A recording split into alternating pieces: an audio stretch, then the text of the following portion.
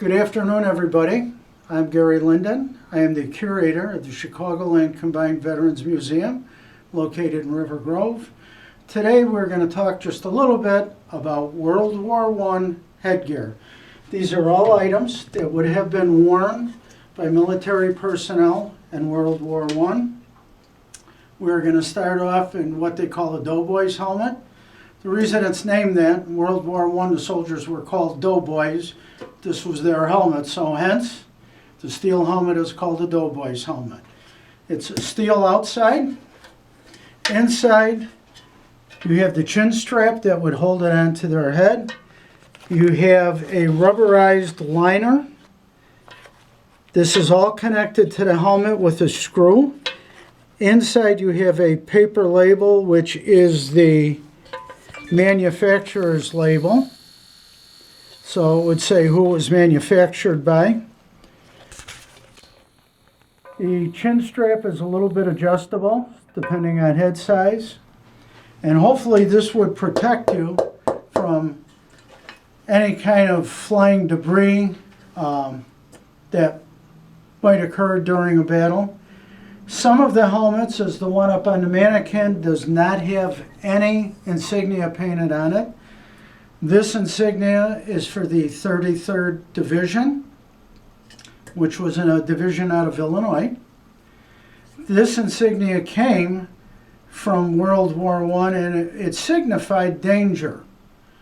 So if you saw a sign like this on the battlefield, it could have been mines or some other sort of danger, but that was what was this one. We have another steel helmet.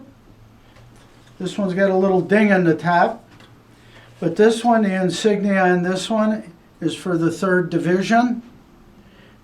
They fought in France, as did the 33rd. This helmet also does have the liner, but as you can see, it's a little bit more used. The chin strap's darker, the paper label is there, but not as in good condition. But luckily, both helmets still do have the liners in them. You will find them sometime without the liner. We have one more example of the steel helmet. This one, the insignia painted on it is for the 342nd Machine Gun Battalion. And this one has it painted on both sides.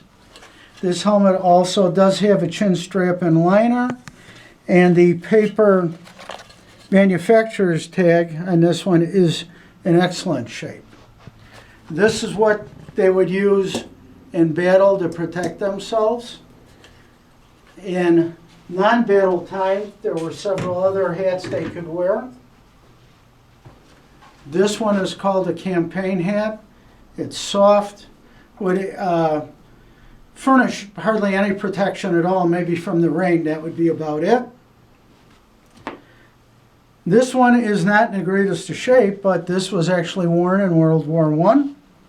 It's Saga Action in France.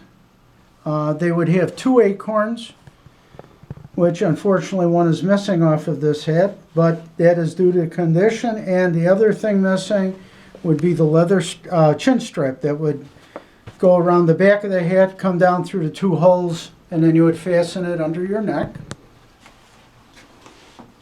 We also have what you could call either a Garrison Cap or a overseas cap. They had the same type of hat in World War II, a little bit of a different configuration.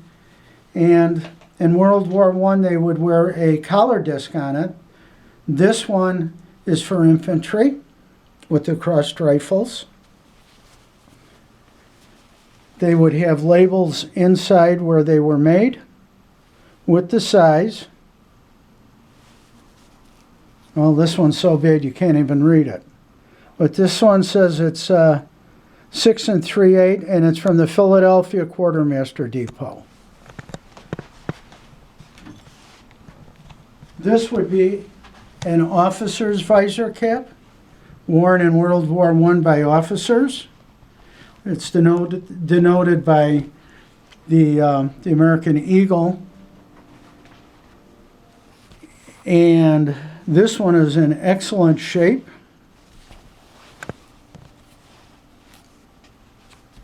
It's got EF A on it, which I'm not quite sure if that's his initials, the officer that wore it. But that's what an officer would wear. And last in our hats, but certainly not least, the flyers, the pilots in the Army Air Corps would wear this leather helmet, which protected them a little bit from wind and the cold. This one's in excellent shape, and what's really nice about this and kind of rare, if you can read it, right here on the back it says USMC. This was worn by a Marine officer that was a pilot in the Army Air Corps. I hope you have all enjoyed our little talk on World War I headgear, and I would just like to say to all of our military personnel from the past, the present, and the future, thank you all very much for your service.